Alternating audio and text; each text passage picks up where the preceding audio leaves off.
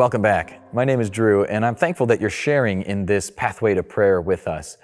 You know, one of the things that I enjoy the most at Horizon is that I get to help organize a team we call our equipping team with some really great people like John Kirby and Tammy, and a lot of what we're doing is trying to help take a customized approach to every person that we meet.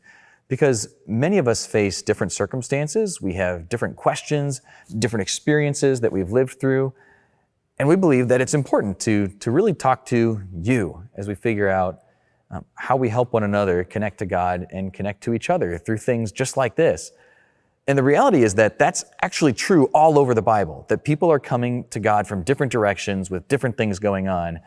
And we see that very clearly in the psalm that we're looking at this week. In fact, listen to these words from Psalm 55. I'm looking at verses 4 and 5 because they take on a very different tone than the ones that we have seen so far. He says, "My heart is severely pained within me, and the terrors of death have fallen upon me. Fearfulness and trembling have come upon me, and horror has overwhelmed me." Whoa. Not quite the same note as the trust of the first week or the mercy of the second week. Now, David is deep in fear. But you know, it's helpful for me to know that somebody in the Bible could pray that deeply. And in fact, these prayers were actually set to music, so this would become a song that other people could sing. And at first, it's like, why would I want to sing a song like that? And yet, there are times when I feel like that, and I'll bet you do too, that we know what haunts us during the day. We know what triggers us when we wake up in the morning. We know what can keep us up at night. And there's times when a song like this, a prayer like this, really resonates. And so as I was working through this booklet, it caught my eye in Explore section, page 22, number 3, because after a couple questions about understanding what I fear, question 3 says, what light do verses 16 and 22 shine on the way David handles fear? And what do you think about his approach? That's an interesting question to me because for David, he's fearing death, but it's come not because of an enemy, but through this psalm, he actually describes how it's coming from a friend. And this is what he writes in those 2 verses as his response to fear. "As for me, I will call upon God, and the Lord shall save me." And again in verse 22, "Cast your burden on the Lord, and he shall sustain you. He shall never permit the righteous to be moved." See, David's response in those moments of fear, even when he was afraid of death, like a lot of us have faced in a different way in the last couple of months because of the global pandemic we see around us. But you and I know the pandemic is not the only thing we could be afraid of.